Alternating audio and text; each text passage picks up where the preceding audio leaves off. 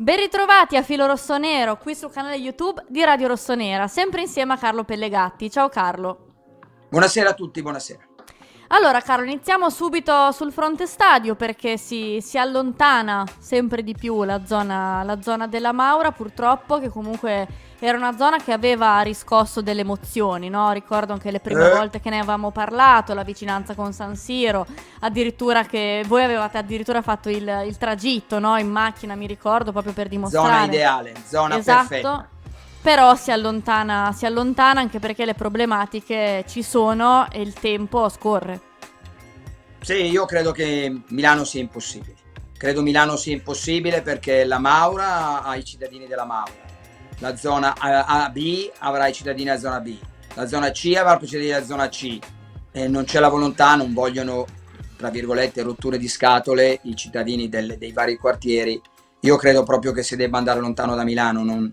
Milano non la vedo come soluzione. Era la soluzione San Siro, però mi sembra che ci fossero ancora milioni di problemi e San Siro volevano San Siro da 2000 posti e non è possibile, e quindi non si andrà salvo sorprese. La novità di oggi era mi sembra il collega Peppe Di Stefano su Skype aveva detto che il sindaco era andato alla Maura per vedere, poi oggi ha parlato in università statale, Sì. Ha detto ancora anche ai miei colleghi del PD, gli ho detto di guardare concretamente, però la notizia di qualche giorno fa è uscita anche oggi, anche quella, il Milan non può più aspettare, perde 100 milioni l'anno, non può continuare a buttare via soldi, lo stadio sarebbe un bel freno a questi soldi e poi oltretutto c'è la crescita tecnica della squadra, quindi non si può più continuare così e quindi penso che sono tutti stufi.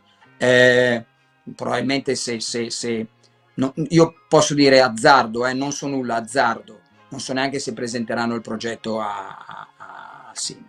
Anche perché ha un costo presentare questi progetti, Sì, cioè ed è tempo poi che passa. anche chi deve fare lo stadio, se ha 1000 vincoli e 1000 lacci e lacciuoli, anche la società, diciamo, di impresa oppure lo studio, ecco, lo studio che diciamo vuole creare questo progetto, se ha troppi lacci dice guarda, con queste cose non ti creo nulla. Sì.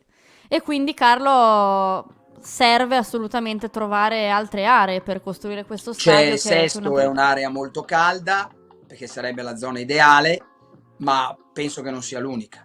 No, non è l'unica, infatti ne abbiamo parlato anche oggi durante la nostra trasmissione delle 16, si è aperto anche un altro fronte, ovvero l'area di San Francesco a San Donato, che è sempre stata considerata, diciamo, un'area... Sempre santi sono allora, Sesto, San Giovanni, San Siro, San Francesco a San Donato. E speriamo che ci aiutino in questa vicenda, perché è una vicenda che... Penso che anche i santi su, anche il buon Dio dirà, Dio mio, io ho fatto tante cose, ma questo dello stadio, santi amici miei, è durissima, i santi gli diranno, durissima signore, durissima.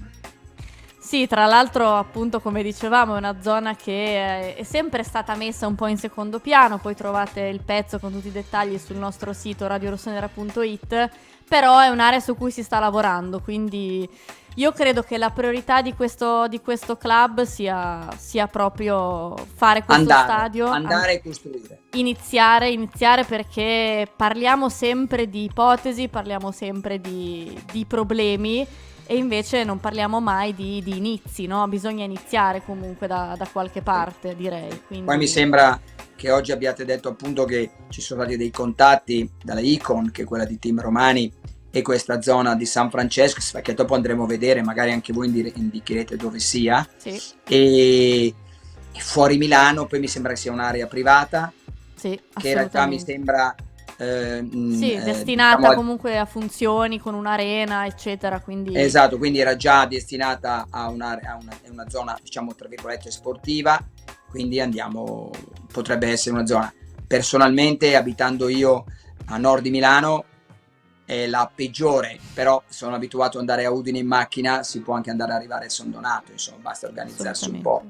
Sì, anche perché Carlo credo che quando verrà scelta una di queste tante zone di cui abbiamo parlato, qualcuno ne farà, insomma, qualcuno la vedrà negativa, qualcuno la vedrà E positiva. certo, perché quello che abita magari a Lodi preferiva, vabbè, Lodi, Sesto o San Siro è sempre a nord, però per noi di nord andare giù, vabbè, però si sta parlando di Milano, non si sta parlando di Caltanissetta. Esatto.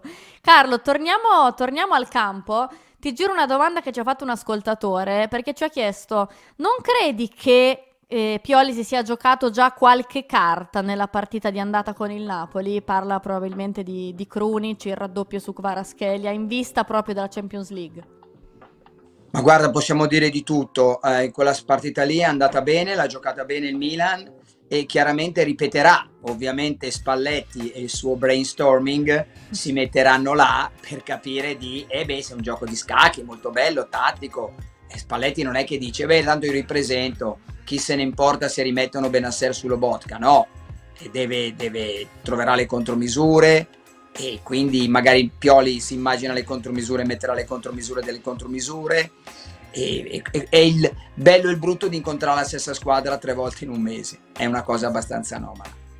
Sì, anche perché voglio dire, in ogni caso le squadre si sarebbero comunque studiate, alla fine anche il Milan è studiato dal Napoli, ma anche il Napoli è studiato dal Milan, quindi credo che entrambe, come dicevi tu, con 3 sfide, qualcosa in più dell'altra squadra inizia a capire. Sì, poi bisogna vedere, ci sono tutti i giocatori da una parte, tutti i giocatori dall'altra, recupera Osimhen, recupera Kalulu, insomma ci sono tanti se ma, perché sai, poi sai, il Napoli può anche dire il campionato è vinto, Osimhen lo rischia un po', e se per caso poi si rifà male per il campionato non c'è problema perché vinco anche senza Osimhen, e però cerco di passare il turno in Champions, sono tanti ragionamenti, adesso sono Sì. molto tutti un po' sulla carta. Però anche noi avevamo un grande assente, ovvero Pier Kalulu, che anche oggi ha fatto personalizzato a Milanello, quindi Su questo non ci può. La domanda di oggi è la cosa buona, mi sembra che sia in gruppo Messias o no? sì, Ecco, è come abbiamo anticipato, è una buona quindi notizia. la buona notizia è perché ci sono altre alternative. C'è Diaz nel 4-2-3-1 come domenica, lui può mettere Messias, Diaz e alternarlo, perché poi c'è la partita di Bologna tra le 2 partite, insomma. Però preoccupiamoci con l'Empoli. Sono contento che l'Empoli abbia vinto contro il Lecce, non perché c'ho nulla contro il Lecce, mancherebbe altro, ma perché magari, sai, a 31 punti avrà magari meno fame rispetto, anche se poi venendo a San Siro tutti i giocatori vogliono far bene, magari avrà meno assillo perché è ormai in una posizione, direi, molto tranquilla. Sì, esatto, speriamo che invece i nostri abbiano quella fame, non ti dico identica a quella di domenica, non ho dubbi. Però bisogna dimostrare che anche in partite del genere si è tornati ad essere il Milan che l'anno scorso vinceva anche queste partite. Non ho dubbi, secondo me, guarda, sarebbe una sorpresa atrocemente incredibile vedere un Milan che sbaglia il passaggino dopo, sai, le famose partite dopo 6 secondi, sì, quando perde la palla dopo 6 secondi Leao che lì che si guarda, oppure dopo non mi ricordo, forse già contro l'Ascoli, contro il Sassuolo, il giocatore che andava dopo, che poteva già andare in contropiede 3 contro 1, cioè queste cose qua credo che non succederanno più. Carlo, grazie, noi ci vediamo sempre qui domani alle ore 19. Certamente, un saluto a tutti.